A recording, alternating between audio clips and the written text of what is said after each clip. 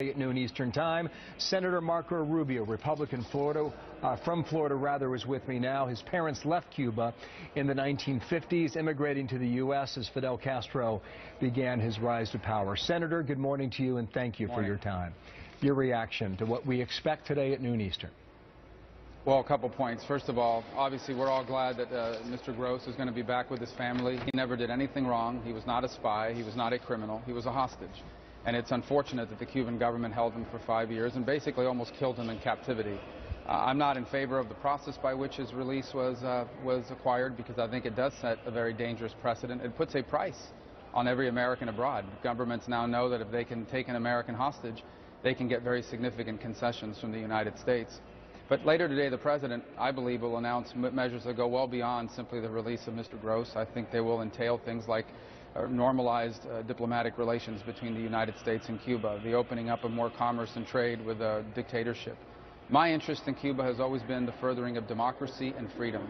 I think the people of Cuba have a right, if they are free, to choose any economic system they want. Nothing the President will announce today is going to further that goal.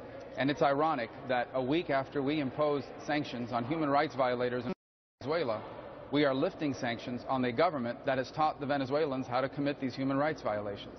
It's absurd. And it's part of a long record of coddling dictators and tyrants that this administration has established. Well, as you know, the Cuban embargo has been in place for 50 years, since the early 1960s, and that is law in America. So legally, what could the President do now?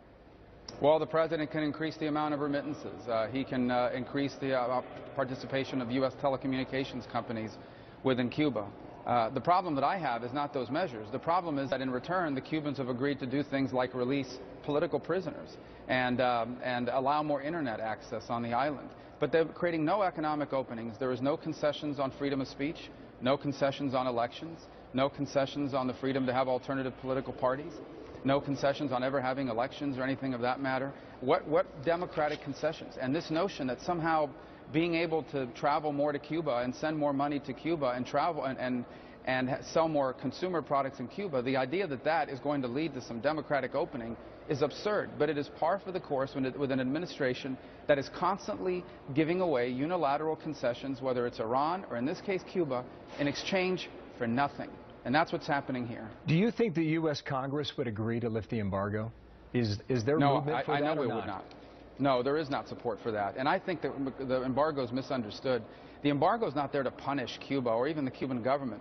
The embargo serves as leverage. The law is very clear. It is written and codified. The embargo could be lifted tomorrow if Cuba opens up democratically. That's all they have to do for the embargo to be lifted, is they have to become a democracy, like virtually every other country in the hemisphere. And for us to now basically, for this administration, to basically undermine that leverage in exchange for symbolic measures, you know, the releasing of 53 political prisoners, that's fantastic, but they never should have been imprisoned to begin. And they could be re-imprisoned next week if they re-engage in civil society and in protesting. What do you know about these 3 Cuban spies held here that apparently are headed home? Well, they're Cuban spies, but they're not just benign Cuban spies. There were 5 of them originally. 2 have been released and returned to Cuba. The other 3 are here still, although I imagine they've now been released.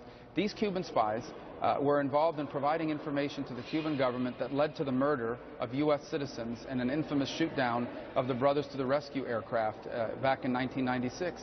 These were airplanes that used to patrol the Straits of Cuba to find people on rafts to save their lives. The Cuban government shot them down over international waters, and they did so largely based on information that at least one of these spies provided them. These spies will now receive a hero's welcome in Cuba. Does this all suggest to you, with 2 years left in the presidency, that President Obama wants to visit Cuba and pay a visit to Havana and do it while president and make a mark?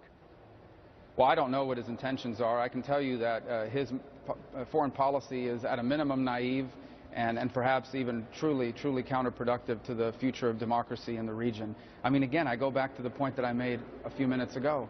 Just last week, we imposed sanctions on human rights violators in Venezuela. But the people who are supporting the Venezuelans and conducting those human rights sanctions, literally, the Cubans have taken over the Venezuelan government. We're actually lifting sanctions on them. How absurd is that?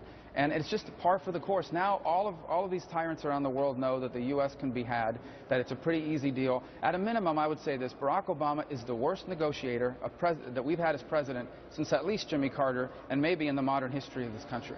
Senator Rubio, thank you for your time. Marco Rubio from Washington, D.C. Appreciate you coming on with us today.